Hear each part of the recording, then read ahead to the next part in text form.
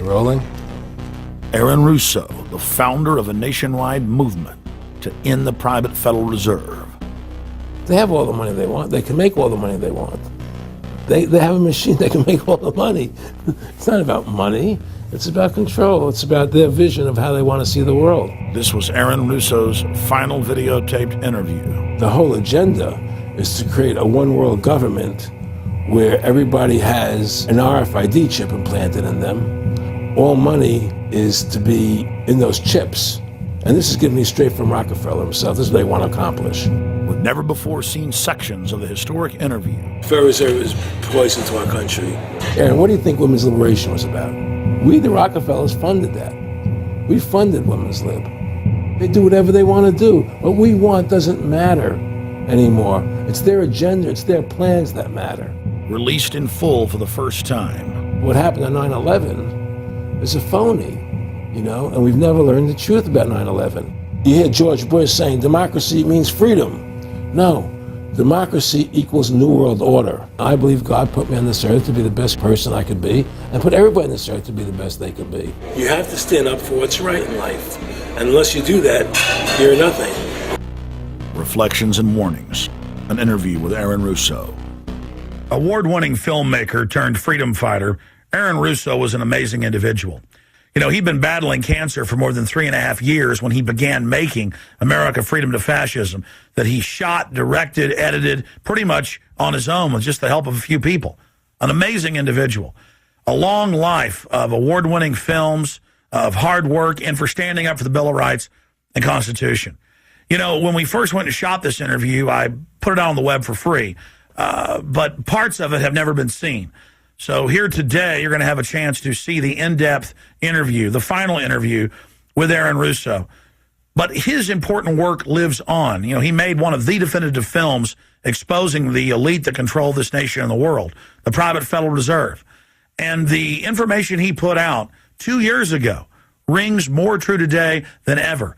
And his film, America Freedom to Fascism, and Mad as Hell, and the other great works he did just continue like ripples in a pond to light bushfires in the minds of men and women everywhere.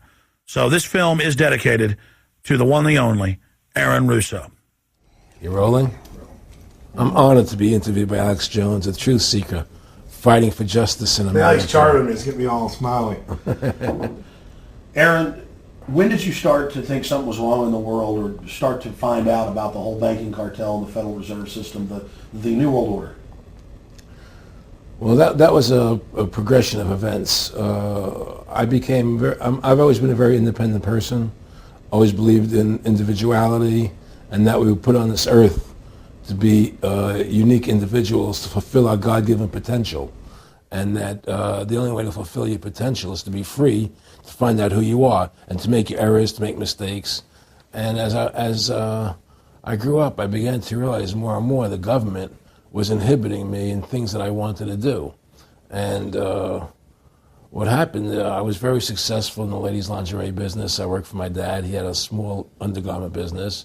And I created the first ladies' bikini panties back in 1963, actually.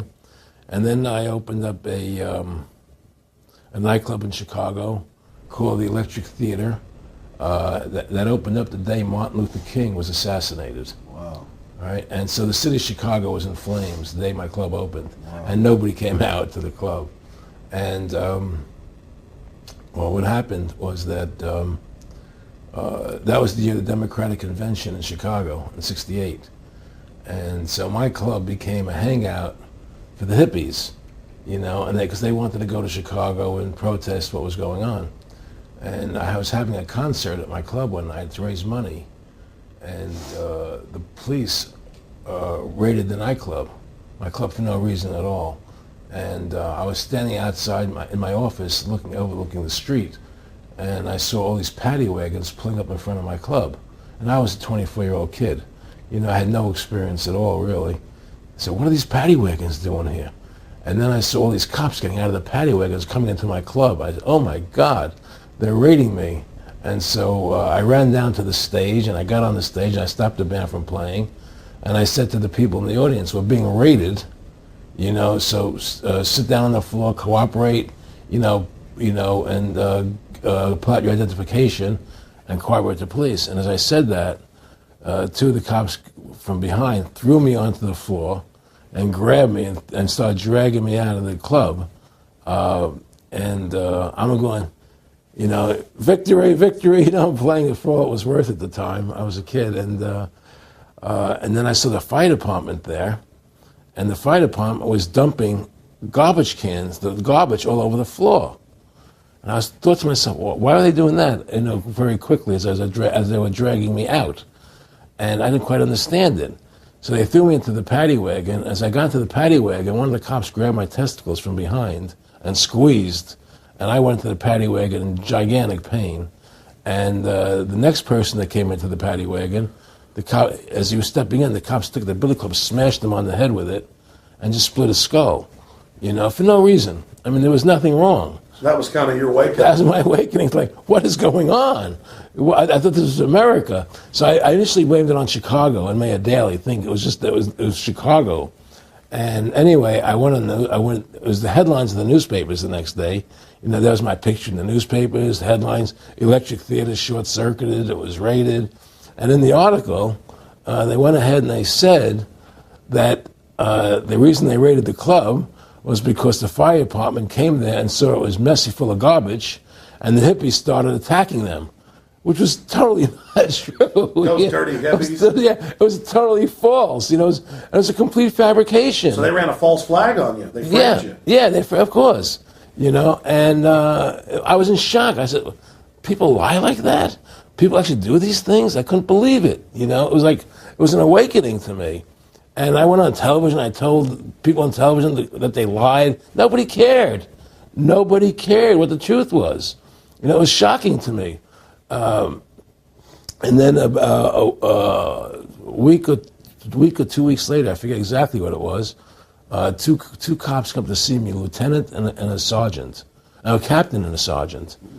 And they said, Mr. Russo, we're sorry if you got hurt that night at the club in the raid, but we're here to tell you that if you want to keep the club open, it's going to take $2,000 a month, and we're going to come see you once a month, and whenever we have to raid you, we're going to call you, and we'll let you know we're going to come in tonight and raid you.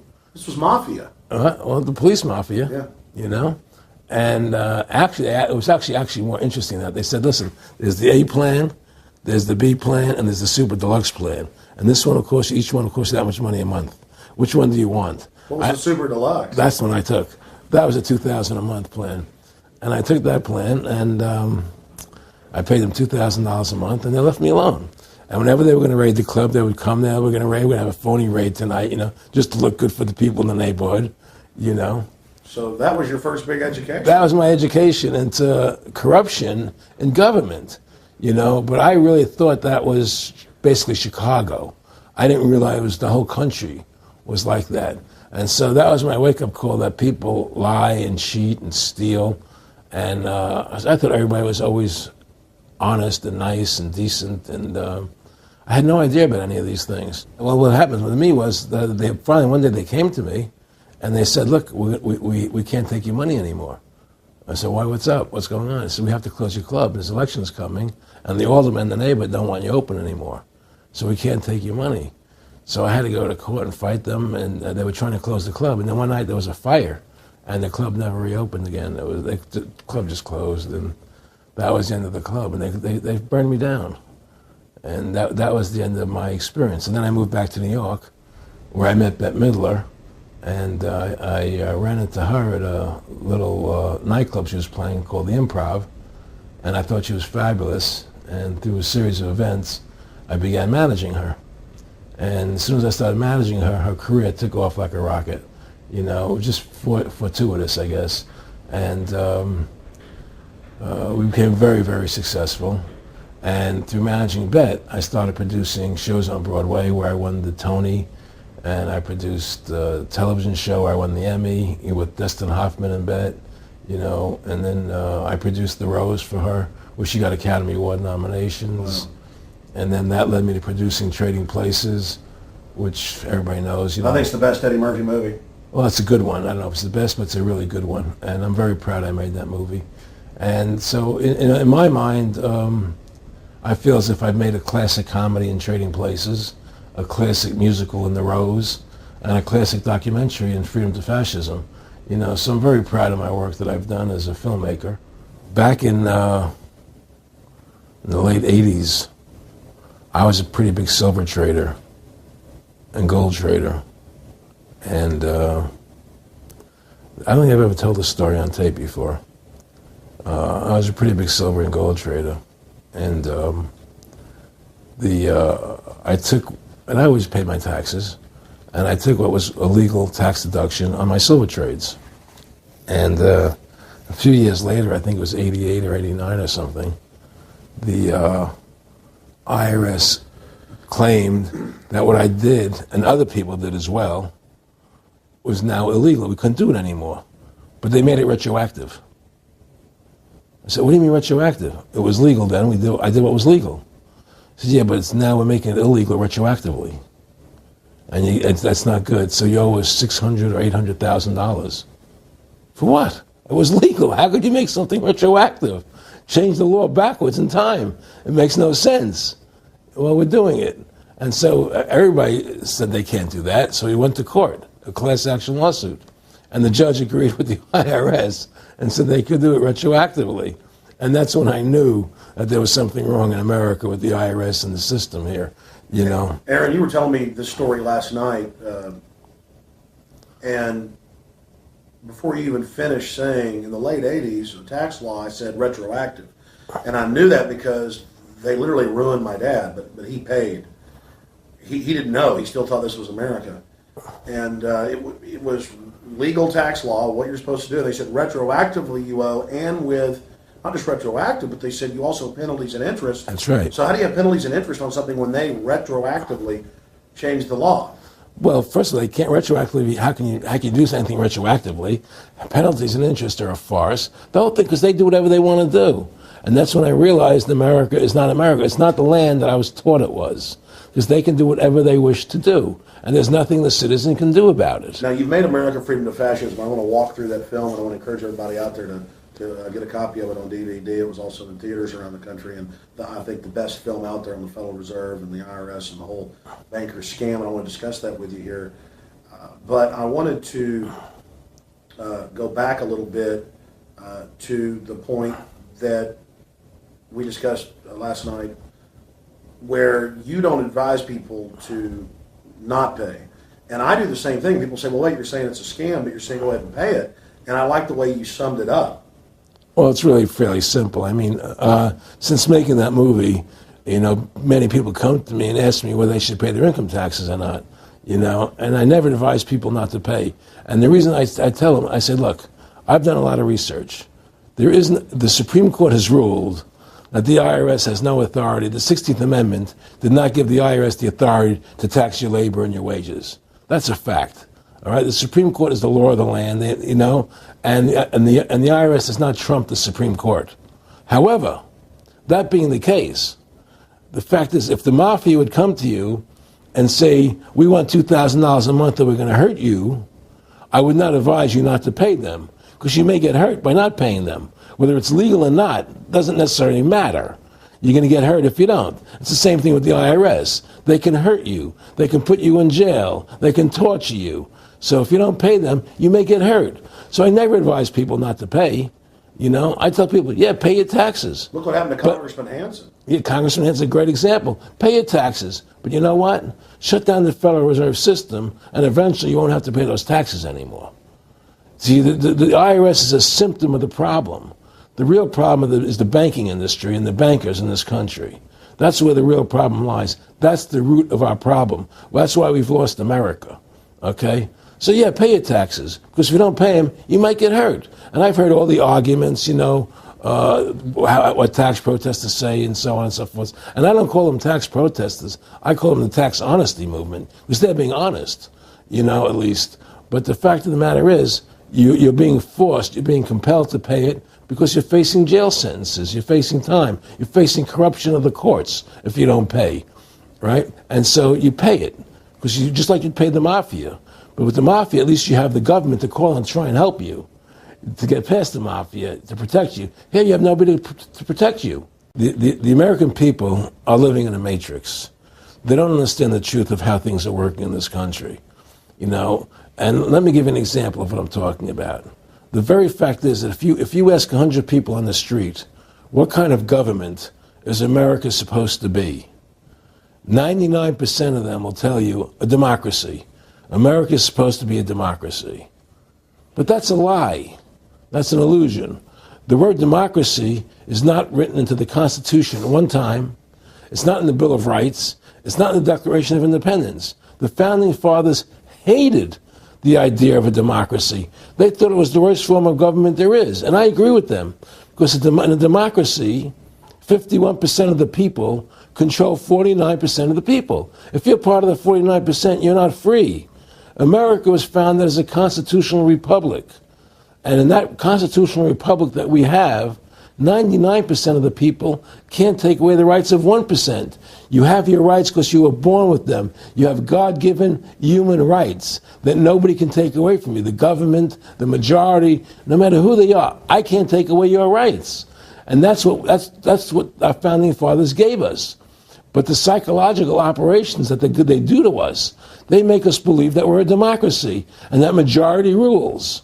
You see? And they want you to believe that. Because then they tell you this poll says this many want this and this many want that and this many want this. And it doesn't have anything to do with anything. Well, Hitler was elected. Hitler was elected. Hitler did everything legally. And in a constitutional republic, a minority is protected against a majority. Wasn't it Benjamin Franklin, to paraphrase, that said democracy is two wolves and a sheep voting on what's for dinner? Exactly. And then he also said in a republic, the sheep would have a gun. To protect himself, you know, and that's the truth. America's not a democracy, but you ask the most intelligent people what form of government America is supposed to be, they'll say democracy, because that's what they've been brainwashed. They've been psyoped into believing that. They believe that we're in Iraq. They believe we're in Iraq to promote democracy. The word democracy, you hear George Bush saying democracy means freedom. No. Democracy equals New World Order. Democracy equals slavery. The word democracy is not synonymous with freedom. It's the opposite of freedom. Democracy is the worst form of government you can have because it's majority rule. And the government can tell you exactly what they want to tell you to do because the majority wants it. I don't care what the majority wants. I live my life as I choose. And if I don't commit violence, theft, or fraud against another human being, I can live my life as I wish. That's my choice. And if I'm allowed to make mistakes, because when you make mistakes, you learn from them. You grow as a human being. We're put on this earth to become the best individuals we can be, to fulfill our God-given potential. Right? We're not here to put on this earth so the government can tell us how to live our lives and what we must do. We put into these systems and these paradigms. No. The same thing in health. You know, if you're sick, you have to have a certain protocol. Nonsense.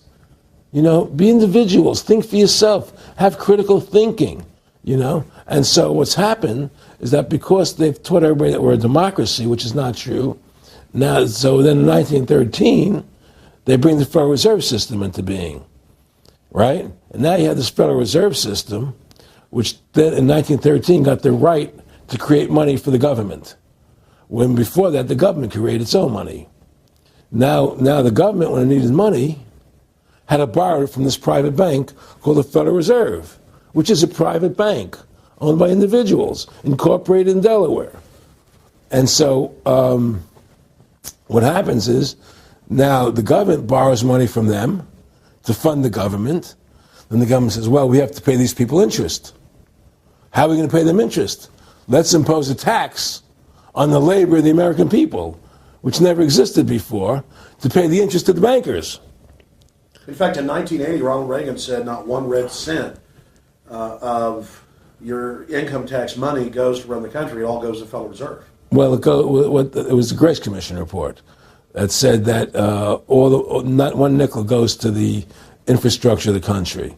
You know. I guess Reagan quoted that. Too. Right.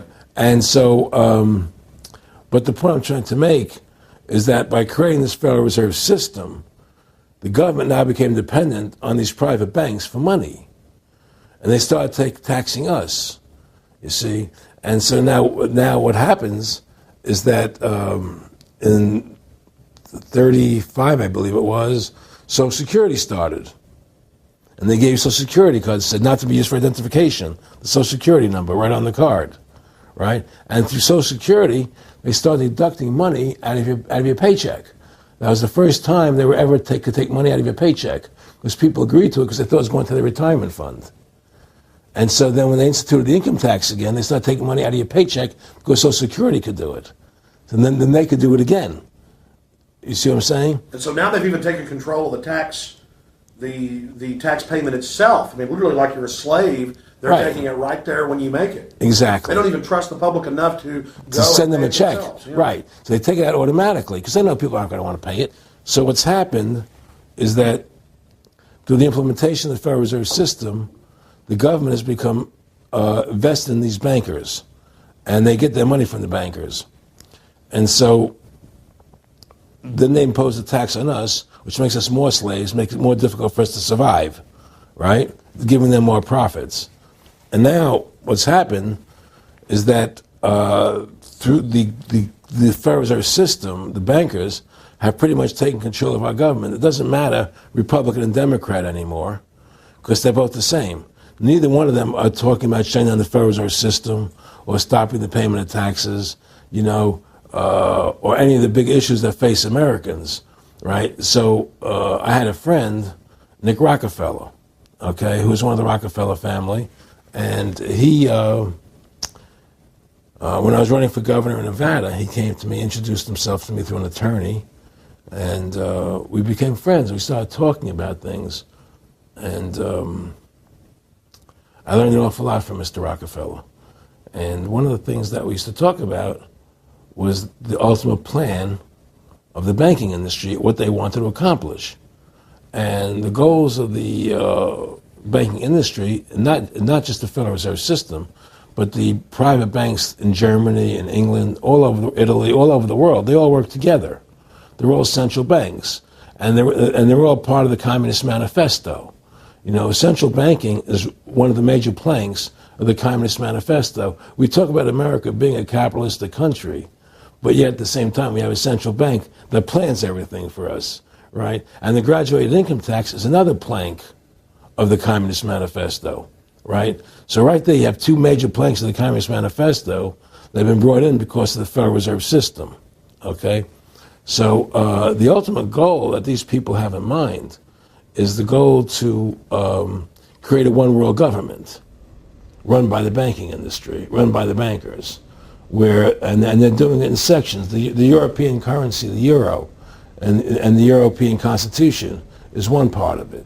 Now they're trying to do it in America with the North American Union, right? And they want to create a new currency called the Amero, right? And the whole agenda is to create a one-world government where everybody has an RFID chip implanted in them. All money is to be in those chips, right? There'll be no more cash. And this is given me straight from Rockefeller himself. This is what they want to accomplish. And all money will be in your chips. And so instead of having cash, anytime you have money in your chip, they can take out whatever they want to take out whenever they want to. If they say you owe us this much money in taxes, they just deduct it out of your chip digitally. Total control. Total control. And if you're like me or you, and you're protesting what they're doing, they can just turn off your chip. And you have nothing. You can't buy food. You can't do anything. It's total control of the people. And that chip's connected to a database that has your purchasing records, what you do, what you sell. Everything is in there, And so they want a one-world government controlled by them, everybody being chipped, all your money in those chips, and they control the chips, and they control people. And you become a slave. You become a serf to these people. That's their goal. That's their intentions. Eric, can you be specific about when you met Rockefeller, how it happened in these discussions? I met Rockefeller through a female attorney I knew who called me up one day and said, one of the Rockefellers would like to meet you. I had made a video called Mad as Hell, and he'd seen the video and wanted to meet me and knew I was running for governor of Nevada. So sure, I'd love to meet him. And I met him, and I liked him, and he was a very, very smart man. And we used to talk and share ideas and thoughts. And he's the one who told me 11 months before 9/11 ever happened that there was going to be an event. Never told me what the event was going to be, but there was going to be an event. And out of that event, we were going to invade Afghanistan to run pipelines from the Caspian Sea. We were going to invade Iraq, to take over the oil fields, establish a base in the Middle East, and make it all part of the New World Order. And we'd go after Chavez in Venezuela. And sure enough, later, 9/11 happened. And I remember he was telling me how how you're going to see soldiers looking in caves for people in Afghanistan and Pakistan and all these places. And there's going to be this war on terror, which is no real enemy. And the whole thing is a giant hoax, but it's a way for the government to take over the American people. He told you it was going to be a hoax. Oh, yeah. Oh, yeah. There's no question. He says, there's going to be war on terror. And he's just laughing. There's no... Who are we fighting? I mean, why do you think 9/11 happened and then nothing's happened since then? Do you think that our security is so great here that these people who pulled off 9/11, who were able to, can't knock down another plane? Come on, it's ridiculous. 9/11 was done by people in our own government and our own banking system to perpetuate the fear of the American people into subordinating themselves to anything the government wants them to do. That's what it's about, and to create this war, this endless war on terror. And that's why and that was the first lie. And the next lie was going into Iraq, to get Saddam Hussein out with his weapons of mass destruction. That was the next lie. Now, specifically, this was a little over 6 years ago? This was 11 months before 9/11. Yeah. And Nick Rockefeller, who's a lawyer, he's become your friend over the previous years, and he's saying to you that there's going to be this big event, and then out of that we're going to have a war on terror, and it's just going to go on and on. Right. An endless war on terror without any real enemy. That you can never define a winner. And did he say that it's going to be perfect because you can't define an enemy? It just goes on Yeah, because you can't define a winner. There's no one to beat, so it goes on and on forever.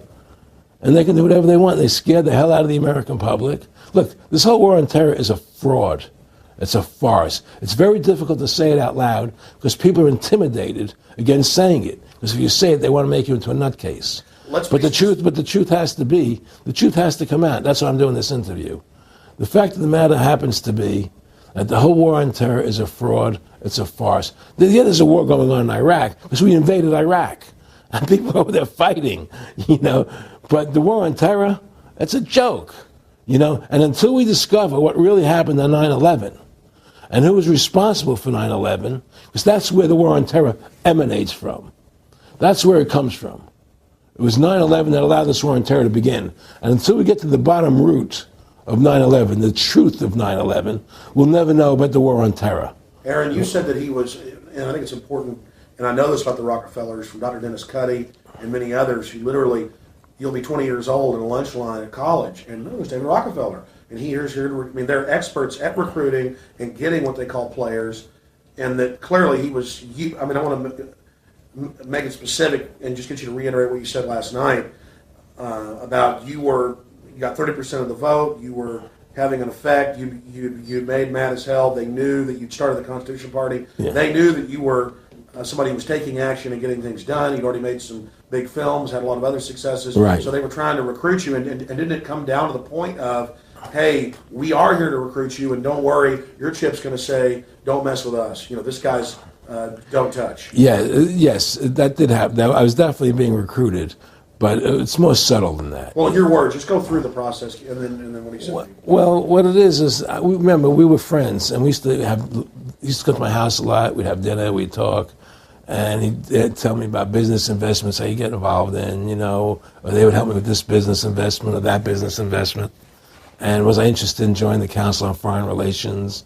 I would have to get a letter to join them, but was I interested in that? And, just stuff, leading you on. And I used to say to him that I never really did that because that wasn't where I was coming from. As much as I like you, Nick, you're your ways and my ways, we're on the opposite side of the fence. You know, I don't believe in enslaving people, you know, and he would come back with, "Oh, I do." Or, well, it would be more like, you know, it's better for them. Well, it's more like, you know, how do I put it? It was like, what do you care about them? What do you care about those people? What difference does it make to you? Take care of your own life. Do the best you can for you and your family. What do the rest of the people mean to you? They don't mean anything to you. They're just serfs. They're just people. You know, it was just a lack of caring, you know, and that's just not who I was. It was just sort of like cold, you know. It was just like cold, you know. And I used to say to him, what's the point of all this? You have all the money in the world you need. You have all the power you need. What's the point? You know, what's the end goal? And he said the end goal is to get everybody chipped, to control the whole society, to have the bankers, the elite people, you know, the bankers and some governor controlling the world. And I said, do all the people in the Council on Foreign Relations believe this way you do? He said, no. You know, most of them believe they're doing the right thing. A lot of them believe it's better off being socialistic. You know, we have to convince people that socialism is really capitalism.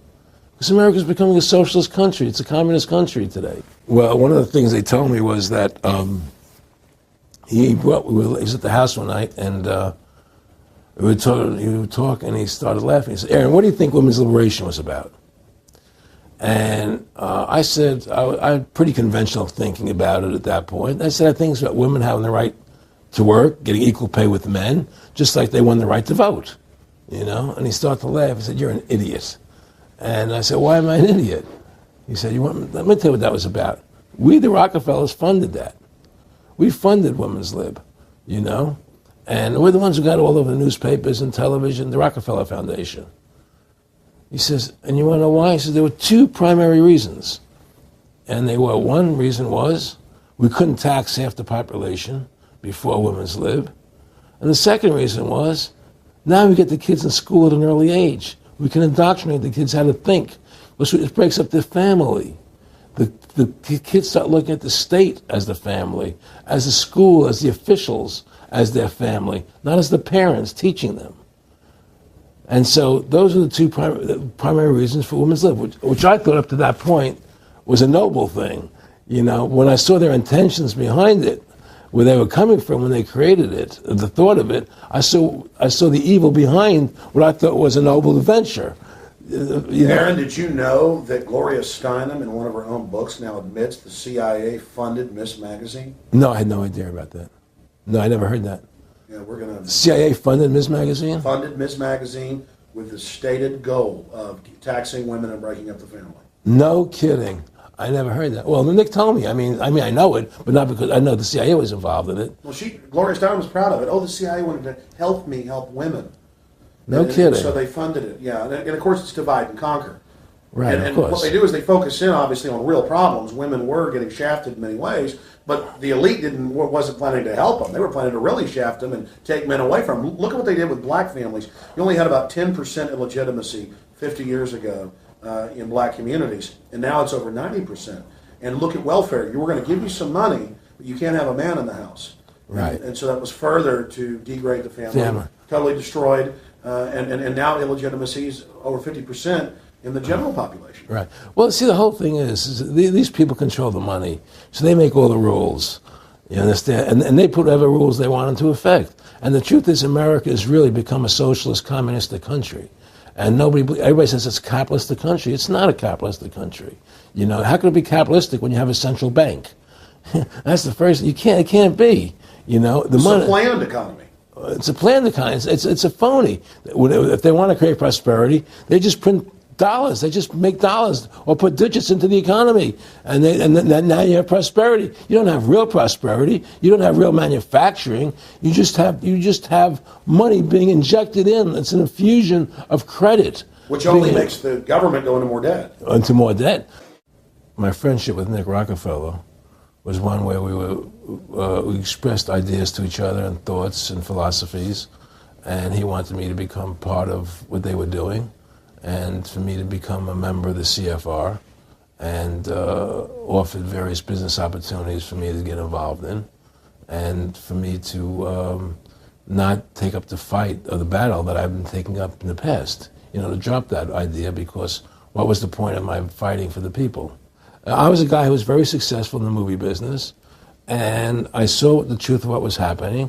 I tried to express it to the people, and rather than having me express it to the people, they wanted me to join their side because I was a mover and a shaker, and rather than me opposing them, to join them. It was real simple, and he tried to recruit me into that situation, and I didn't go for it. Did he get angry when you didn't go for it? No. And, it's like, I remember one time he said to me, you join us, so you have an ID card, Aaron, you have a chip, and your chip will say KMA on it. And I said, what does KMA mean? He said, it means kiss my ass. And anybody stops you, a cop or whatever, and you show them your card or your chip, and they'll know to leave you alone, because you're one of us. Why are you fighting for the people for? What is that about? The people are just, they have to be ruled. They have to be, the Constitution, what you're standing for, is only for a few people. It's only a few individuals that can live that way, and we believe that it's best for society to be ruled by an elite people who control everything. And I said, I don't believe that. I believe God put me on this earth to be the best person I could be, and put everybody on this earth to be the best they can be, not to be a slave and a sheep to you and these people. And I don't understand why you want to control everything. What is the need for that, And I asked him, do all the people in the Council of Foreign Relations feel the same way you feel? He said, no, a lot of them think they're doing the right thing. They think that socialism is the best way to go. They think that, that they're doing the right thing. But the people at the top, they all know the truth of what's happening. And that's what it is. So it's compartmentalized within the elite structure as well. Of course it is. I mean, all the people that are in the CFR, was that 2,000-3,000 people? I forget what, like Dan Rather. They don't know what's going on. They join the CFR because it's prestigious. They think it's good for business. It's good for this. They don't know what's really happening. The evil that comes out of it, that's emanating out of it. And to me, the biggest evil is what's happening right now, because what happened on 9/11 is a phony, and we've never learned the truth about 9/11. That's the question I wanted to follow up on. He tells you 11 months before there's going to be an event, all this is going to happen. What did you think on the morning of 9/11? Where were you, and did you think about Nick Rockefeller and what he had told you when you saw those towers fall? No, I was actually in Tahiti when 9/11 happened, and I got a call from my son, and my son said the Twin Towers, they were just attacked and they were falling down or something. So what are you talking? I was in Tahiti, I was asleep, and he says, yeah, they were hit by a plane, and so where I lived where I was in Tahiti, there was no television, so I had to run around the other side of the island to a hotel where they had, and it was all on television, and that's when I first saw the stuff on TV about it. And I didn't immediately equate it to Nick, but when I realized they were going to go into Afghanistan, Iraq, and as that developed, I realized what it was. I mean, to me, I see people like Bill O'Reilly on television, right? And I see how much they control the media. Like there was this girl on Bill O'Reilly the other night from an organization saying the world can't wait. And this girl was spot on. Everything she was saying was the truth. And all Bill O'Reilly could do was call her a lunatic. He couldn't challenge the facts. They just call people names. They can't, and until we just find that, look, this world, we're heading into a world of danger, possible nuclear wars, because the banking industry is trying to take over the world. 9/11 is the beginning of the war on terror. That war on terror is leading us into Iraq, which is the next lie. So you had the lie of 9/11, how that happened. Nobody knows how Building 7 came down. Okay, we know 9/11 was a fraud. The American people don't know it, but more and more of them are believing it. Okay, so that was the first lie. Besides the I'm not going back to the inception of the Federal Reserve, that original lie. But 9/11 was the first lie in this present state we're in. 9/11 is the kickoff of the war against the American people and the people of the world. 9/11 was a phony. It's a fraud. It didn't happen the way they told us it happened. Now, because of 9/11, we then had the authority to go into Afghanistan and Iraq. Iraq didn't have weapons of mass destruction. Okay? So that was the next lie. Now they're talking about going into Iran. Now, how would you feel if you were Iran and you had this big, powerful country, America, go into your next door neighbor, take over their oil fields, right? Wouldn't you be worried that what they were going to do to you? Of course you're going to be worried.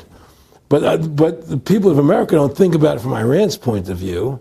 They think about it from our point of view. So now we're going to send more troops into Iraq and keep building up because they want Iraq and the Middle East to become part of the New World Order. And Iraq was using, Saddam wanted to start using euros instead of dollars, right? He was messing up their whole consumption. Iran wants to start using euros instead of dollars. They have. Okay? So I'm saying what they're trying to do is preserve their power. And one lie leads to the next lie, leads to the next lie. And until you get to the root cause of 9/11, which is supposedly the war on terror, we'll never solve our problems here. Should we send more troops into Iraq? Should we not send more troops into Iraq? Well, the truth is, the fact is, that it all goes back to this war on terror. Where did 9/11 come from? That's the root cause of everything.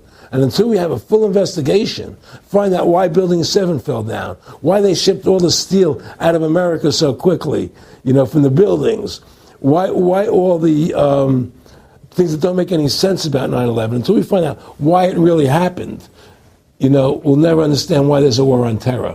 And we'll never be able to prove that the war on terror is a phony. Nick and I discussed many things. One of the things we discussed, or he brought up in conversation, was reducing world population, and felt that there were too many people in the world. In a way, I agree, there are too many people in the world, but I don't think I have the authority to say who's going to die and who's not going to die, But they felt that they wanted to reduce world population, and he felt that it should be reduced by half. He even mentioned to me once they were having a real problem trying to solve the Israel-Palestinian problem. And he talked to me once about they were playing with the idea of bringing Israel to Arizona, and taking all the people from Israel and giving everybody $1 million and setting up Israel in the state of Arizona. Unbelievable. To end that problem, because that's a problem that they're not in charge of, in a sense. They're not controlling that problem. They're very arrogant. They can do whatever they want to do.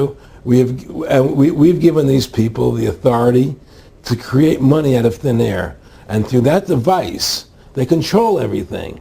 And if you want to win the battle to stop that, you have to deny them the ability to create money. It's only because they can make money that they have all this power.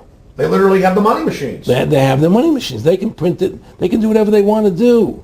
They own everything. Aaron, we take over pretty quick. If we were the guys that issued the money, everybody had to come give us real assets for the use of this money we just printed up. People. I tell people, why in the world does the American government borrow money from the banks when they have the ability to create it themselves without borrowing it and paying interest on it?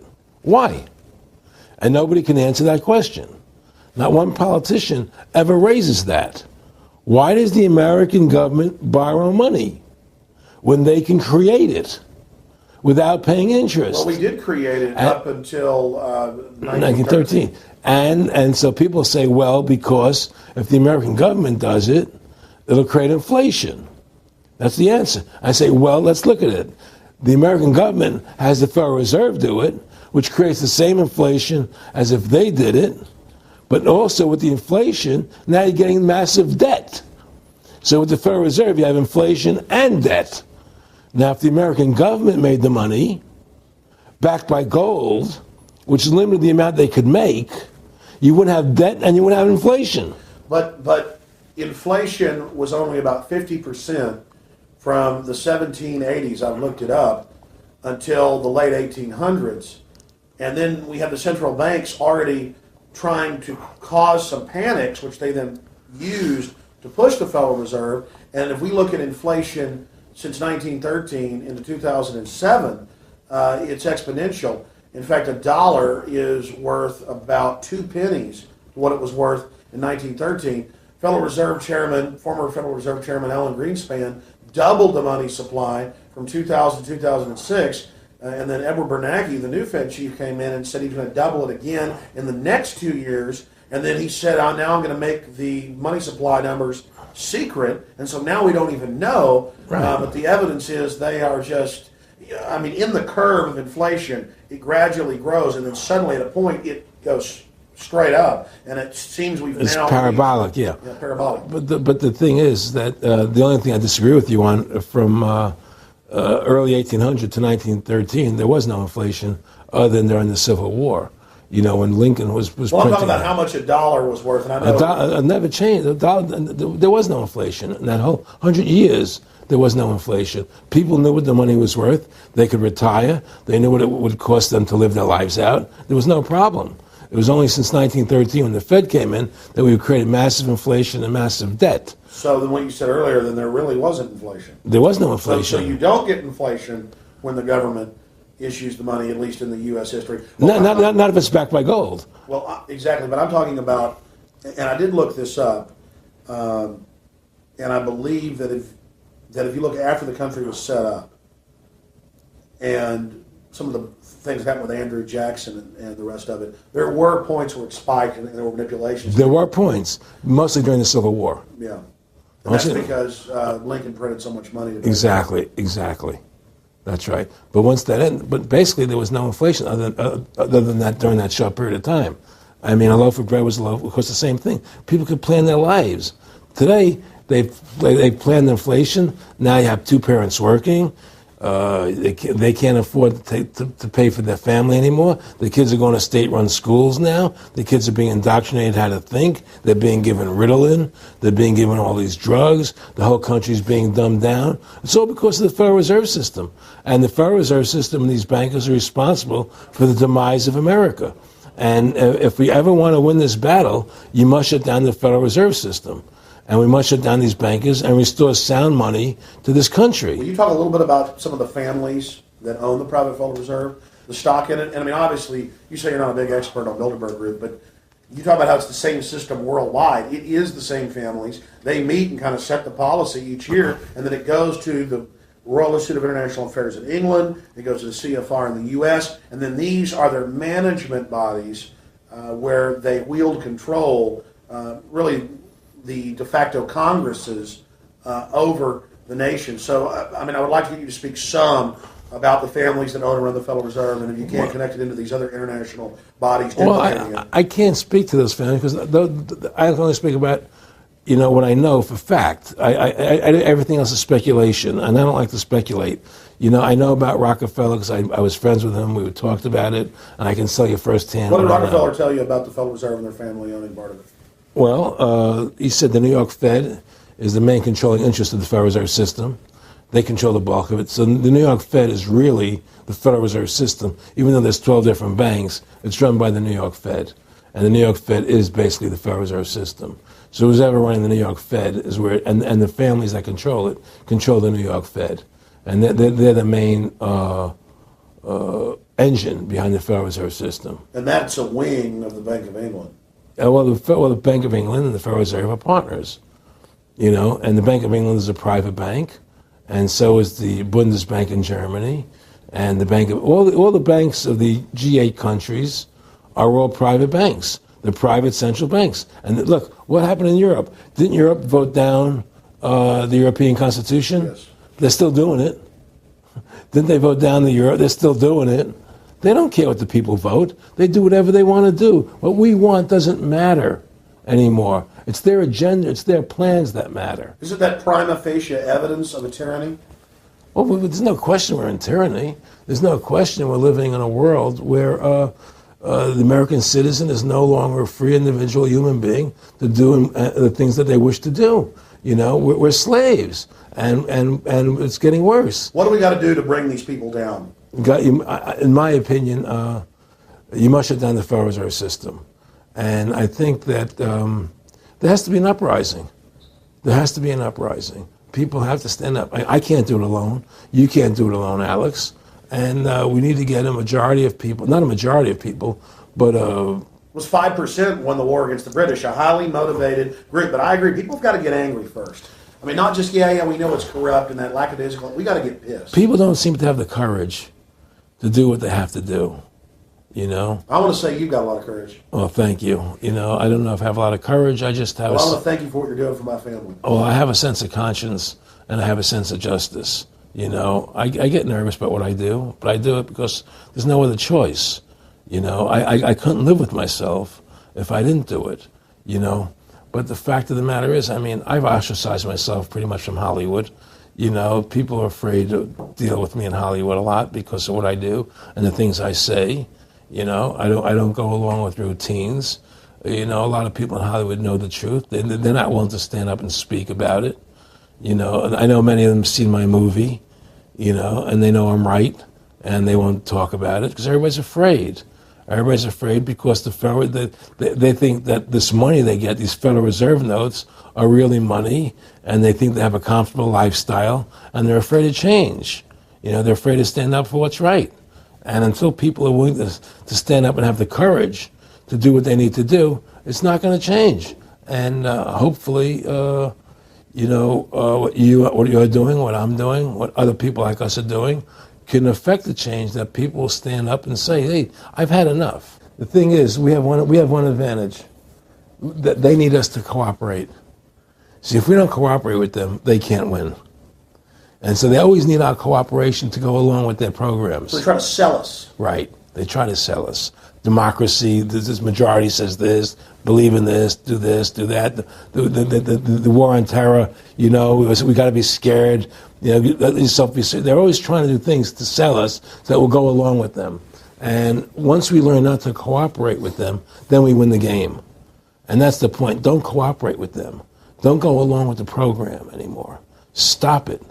Join forces. You and I should run for president and vice president and take over this country and bring freedom back to this country.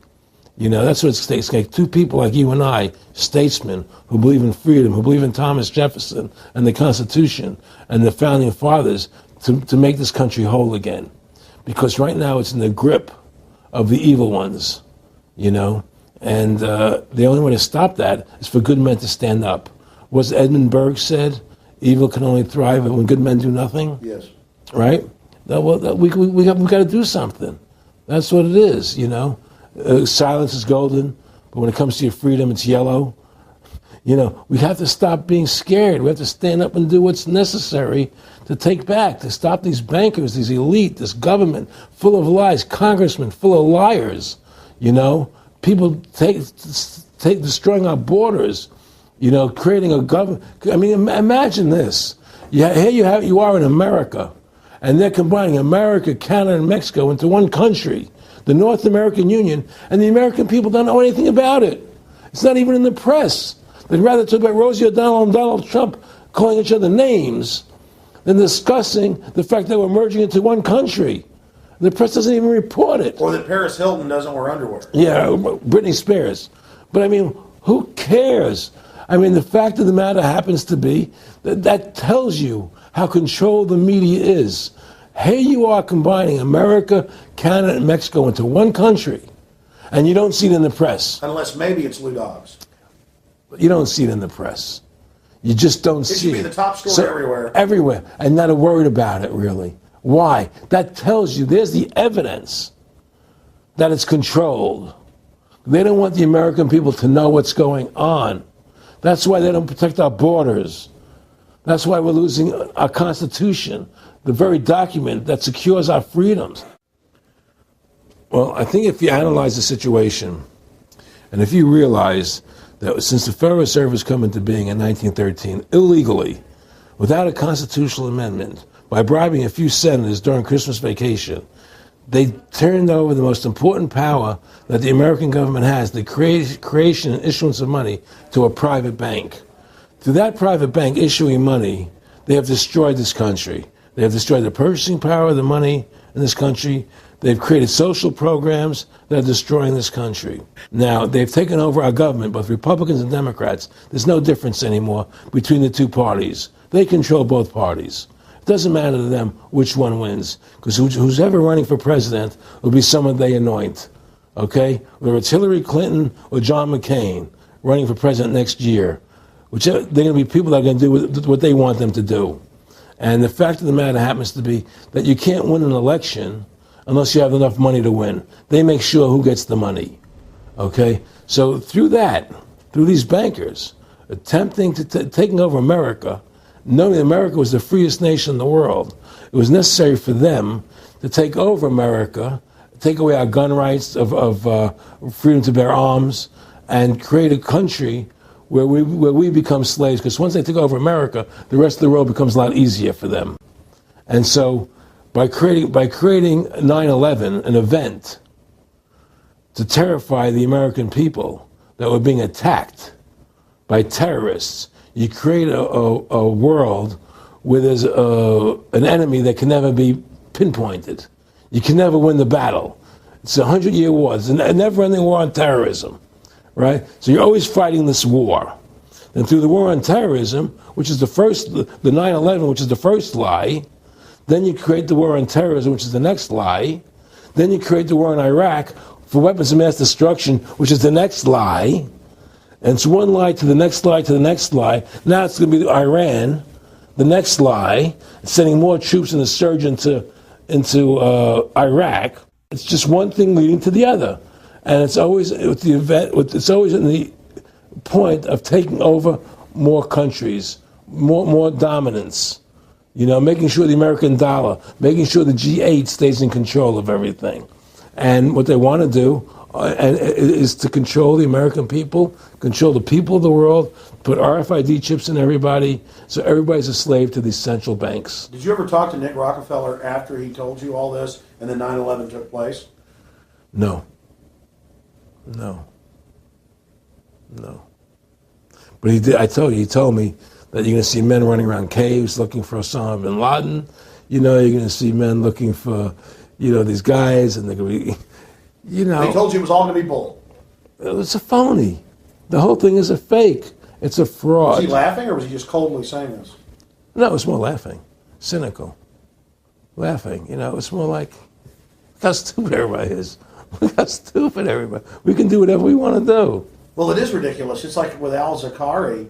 They claim they killed him like 14 times. And then they never said, well, we didn't kill him last time, but we killed him this time. They never even now they're like practicing being ridiculous. Well, what about bin Laden being in the American hospital, getting kidney help? Yeah. Right? In the American hospital. Right? They could, if they wanted Osama bin Laden, they could have gotten him. Oh, yeah. He was right in the American, after the Cole. Well, every time our troops really would keep catching Taliban leaders, they would be ordered by the generals to let them go. That's come out in the newspapers, but only here or there. And they kept going, and then Pat Tillman was complaining about it, and then he got shot. I've talked to his brother. Oh, you did? And then he got shot, and there was a big hero charging Al-Qaeda. No Al-Qaeda, somebody shot him in the back. Look, we're dealing with complete evil.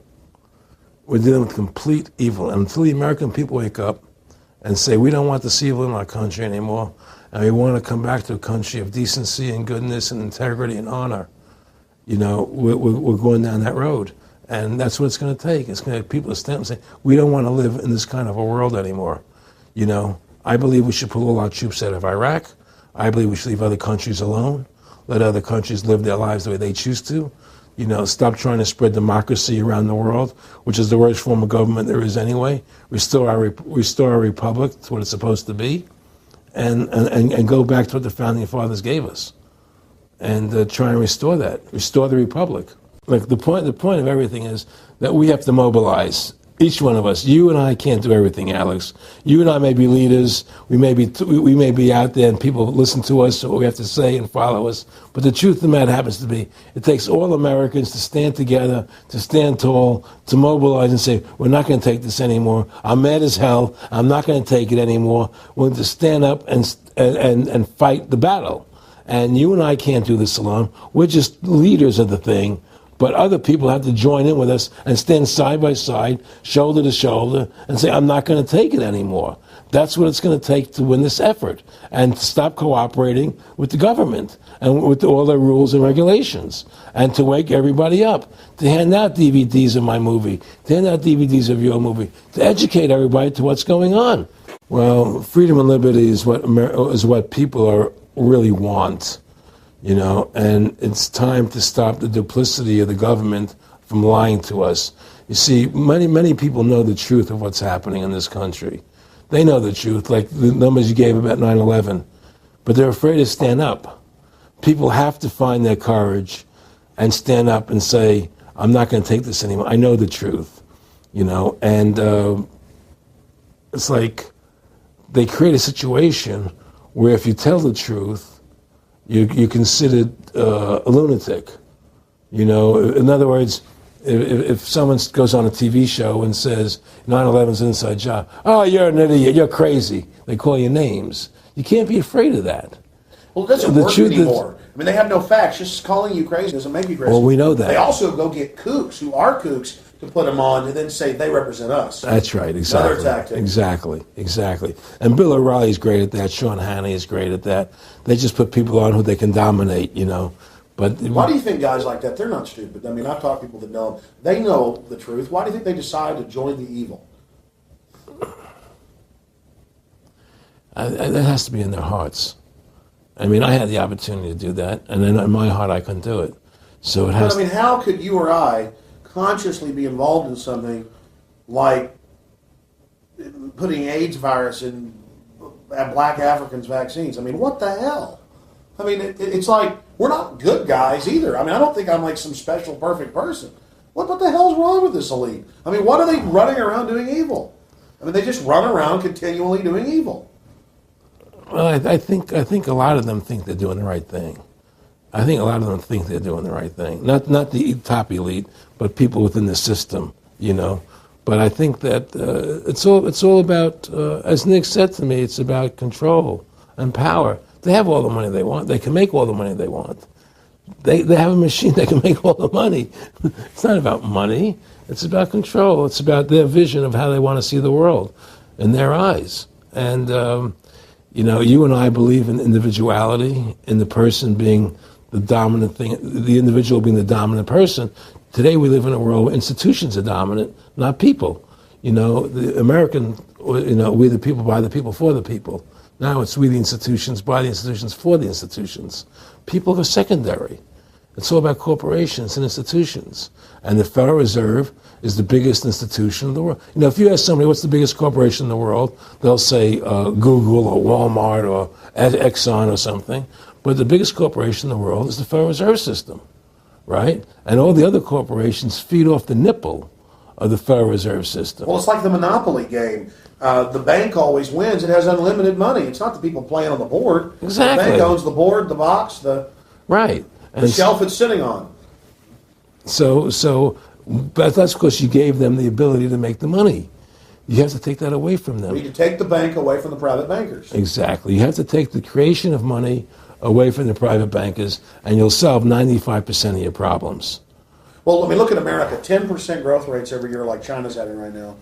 The U.S. had 10% growth rates until the Federal Reserve took over. And then if you look at that, it all starts really going downhill from there. Well, they destroyed the American worker. What they've done, here's what's happened. The Federal Reserve has created this massive inflation in America, which means that the American worker has to keep making more money to keep up with the cost of living. The more money they make to keep with the cost of living, the less competitive they become in the world economy. So now what happens is we have to pay our workers so much to keep up with the cost of living, say, well, screw the American worker, let's go overseas now and get the cheap labor. But really, that's a war being waged against the middle class. Of course the it is. bankers print the money. Really, this is a war being waged against the middle class. The bankers print the money. Everything they're doing is about destroying any private pools of wealth or independence. Yeah, but what I'm trying to say is, because of the inflation that they've created, they've now allowed other countries to outcompete us. You see, because other countries don't have to pay as much money as we have to pay here to our workers to survive. Yes. So now we're not competitive anymore. So we've lost our manufacturing base. We've lost our competitive. In the old days, the American worker You wanted to buy everything American. You wouldn't buy anything from Japan, which was cheap crap. And what does that leave us? It leaves America this military force, and so the elite's giving us a deal. We'll continue to build up your military and give you homeland security jobs, shift your economy over to being the bulldog enforcer of the New World Order. Exactly. You can either do, and by controlling the economy, they force everybody into that position. That's exactly correct. That's exactly correct. And there's no more manufacturing here. We're a service economy. We do nothing. We provide nothing. We provide nothing to the rest of the world anymore. Well, first of all, Freedom to Fascism is a movie that everybody should see, because we show the fraud of the income tax. We show how judges put people in jail for no reason. We show the corruption of the justice system, and we show how the Federal Reserve came into being and how it's controlling society, and how all the central banks of the world are working together through the Bank of International Settlements in Switzerland, which is the central bank for all the central banks, and how they all work together to create this one world government, the one world order, which is what they're trying to do. So Freedom to Fascism is a movie just to get you a good basic education about how the world is really working. And I really want everybody to see that movie. Critical. In terms of the CFR, in terms of compartmentalization, I mean, there are many good people, I believe, that are part of these organizations who don't even understand what the organization's really about. People like when I was in Germany doing cancer treatment, there was a gentleman there who was visiting a friend of his who had cancer, and he was a member of the CFR, and we were talking, and I showed him the movie. He said, "Oh my God, I'm going to resign. I had no idea this was what the CFR was about." He had no idea. He was just a nice guy who thought he was in this prestigious organization. Yeah, a lot of it's about getting good people, and so you can watch them. Keep your friends close, your enemies closer. Well, no, it wasn't even that. It was, well, a lot of people join the CFR because they think it's a prestigious organization. It'll help them in business, make good business contacts. They didn't have an understanding that the CFR is really about world domination, about how they and the Trilateral Commission and the Bilderbergers all work together, with the banks to control the people. A lot of them don't understand that. They don't see the big picture. Oh, it's CFR, it's a prestigious organization. I'll meet this one, I'll meet that one. I can do good business deals out of it. It's just business to them. The CFR wants to get the people in there that have influence and power, and so they're part of that. So they're not opposing them, It's like the whole country today is becoming the haves and have-nots. You're getting the very, very wealthy, the middle class is being destroyed, and you're getting the poor people.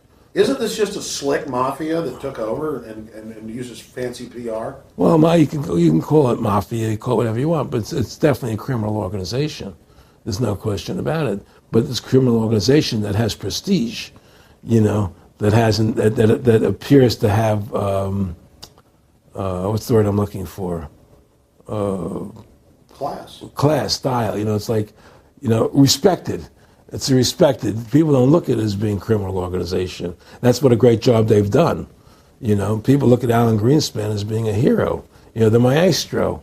What do you think happened with him in the late '60s? He wrote a big section, a chapter for Ayn Rand in a book, and he talked about how horrible the Federal Reserve was. We needed a gold standard. Now the bankers are robbing us. And then they literally came and said, "Oh, and you see somebody who made a deal with Beelzebub." Well, exactly. You make a deal with the devil. I mean, it gave him a chance to be one of the most powerful men on the earth, and it gave him a chance to accomplish things he never thought he would accomplish in his life other than that. And it's very seductive. It's a very attractive perfume. I mean, I was attracted when they came to me and spoke to me about it. I thought about it. I was attracted to it, They asked me if I wanted to open up these nightclubs, open up a chain of Baywatch nightclubs, and we'll do this thing, we'll do that, and we can do this. All these things were proposed to me, business ventures. But you know what it is? It was your nature, though. It's the way you are. You couldn't take the deal. Well, I can't do that to people. I just can't be in a position where I can do that to other people. I have a conscience, and my conscience would not permit me to do that. People say I'm very courageous. I don't think I'm courageous. I think I have a conscience. And my conscience doesn't allow me to do that to people. It makes me feel sick. You know, I just don't believe in it. No, I agree. When I do bad things, I feel bad. When I do good things, I feel good. Yeah, exactly. I feel the same way. And I mean, I don't know what's going to come out. I mean, I don't have that much money, but I've got some money. I mean, it's like, what more do I need? I can go on a trip if I want. I can help pay for my kids to go to school and have my wife, comfortable. I mean, how do I go out and screw people so I can have some more junk? Well, you know, money's a funny thing. You know, I was talking to Michael Eisner one day, and I said to Michael, you may have $1 billion, Michael, but they're all dollars. You know, if the dollar goes bad, how much money are you going to have? You know, and that's the thing. You know, everything is denominated in dollars. Everybody thinks in terms of dollars, but the dollar has no value. And then someday it's everything returns to the mean. Well, really, the whole universe, financial universe we live in, is a matrix fraud. Yes, it is. And that's why it's going to come crashing at some point. And they're going to try and hold it up as long as they can. I mean, whenever they want to manipulate the markets, they can. If they want to send the price to go down lower, they can. If they want to send the stock market up, they can. They do that. There's no more free markets. You don't live in a society where free markets rule anymore. You don't live in a capitalistic society. You know. But meanwhile, they say it's capitalistic right. and free market all day, when really they're waging war financially and politically. Exactly right. Aaron Russo, I want to thank you for this interview. Anything else you want to add? No, I'm happy to do it for you. How about your website? My website, freedomtofascism.com. Go over there, take a look at it. But just folks, all I can say is, take our country back, restore the Constitution. Don't let these bankers do this to us anymore. Stand up. Don't be afraid of them. And do what you got to do, And I have plans in the works. And when I get over my problems, we'll reveal them, And well, I'll be supportive of that. Thank you, Alex. And listen, you've done a great job alerting people to the truth. And in other words, don't be afraid to be ridiculed by these people. If 9/11 was a phony, and I know it was, then stand up and say it's a phony. Don't be scared to tell the truth. Don't allow their powers of trying to make you look silly to frighten you. What do you think of what Charlie Sheen did? I love what Charlie Sheen did. I was so respectful of what he did. I just applauded him. People saw right through that attack. They flipped a light switch when they went after him. Yeah, but they don't. You see, the thing is that more people don't come out and do it. To build that wave. Charlie did it. I'm really proud of the guy. David Lynch did. But the media was smart and didn't bite this time. Right.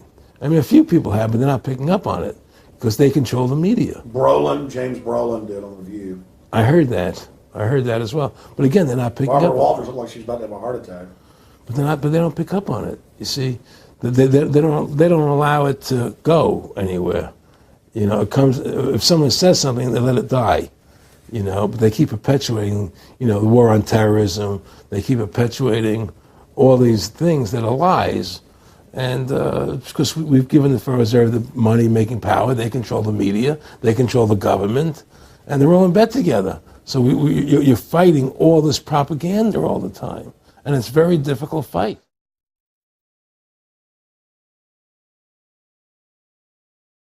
The Federal Reserve is poison to our country. Of course it is. It's poison. Whoever makes the money makes the rules. Rothschild said that. And they make the money. Why are we allowing these private bankers to make the money for our country? It makes no sense. Why are we paying interest to these banks to make money for us when the government can do it itself without paying interest and without all that debt? There's no answer to that question, and it's the question no politician will raise. Everybody talks about America's debt, how much debt we're in. We're in debt because we have to borrow money. But we don't have to borrow money. They designed it so we go into debt. Exactly. We can create the money and back it by gold so they can't create too much of it. So you don't have the inflation. And do what the founding fathers gave us. But instead, the bankers make the money, they control the government, they buy the politicians, they tell us who gets into office. You have computer voting, that's a fraud. They do whatever they want to do to us. They do whatever they want to do to us. And it has to stop. How could there be a war on terror and actually say that we're having a war against terrorism and leave the borders wide open. If you were the President of the United States, or I were the President of the United States, and 9/11 really happened the way they want us to believe it happened, the first thing you would do is shut down the borders so people couldn't get in the country to harm you. But they left the borders wide open because the bankers want the borders open because they want a one-world government. They want a North American Union. They don't want borders here. The 9/11 was only a manifestation. It was done to create a fear in the American public, right? So that we will obey what they want us to do. And take Richard Reed, the shoe bomber. Here's a guy who was 6'6", ugly as could be. I heard he smelled. Okay, he sits in coach on a plane, lighting matches to put his shoe on fire, surrounded by people. It's idiotic. If you were going to blow up a plane, you go into the bathroom, you close the door, and you put your shoe on fire. You're not going to sit there surrounded by people lighting matches on a no-smoking flight. They want you to believe this nonsense. It's ridiculous. 7/7's come out now, and the majority of the British people think it's an inside job, and all the evidence points towards it being an inside job. Yeah, I mean, what happened in London? Yes. All this is nonsense. It's just keep people in fear. It's this endless war on terrorism that doesn't really exist, so people will submit to whatever the government wants them to submit to. Searches, check your shoes, have ID cards, put chips in you, where you become servants to the elite. That's what this is all about, Restore America's republic to what it's supposed to be, get the bankers out of our government, get the bankers out of our government. Government should stop borrowing money from the banks. Government should make its own money, restore the republic, individual freedoms. That's what this country's about. And until we do that, we're gonna be slaves. Well, if you don't fight the corruption and you don't stand up for what's right in life, you're gonna end up being a serf and a slave, and you're leaving your children a world that you wouldn't want to live in yourself. So how can you, in decency, behave that way? You have to stand up for what's right in life. And unless you do that, you're nothing.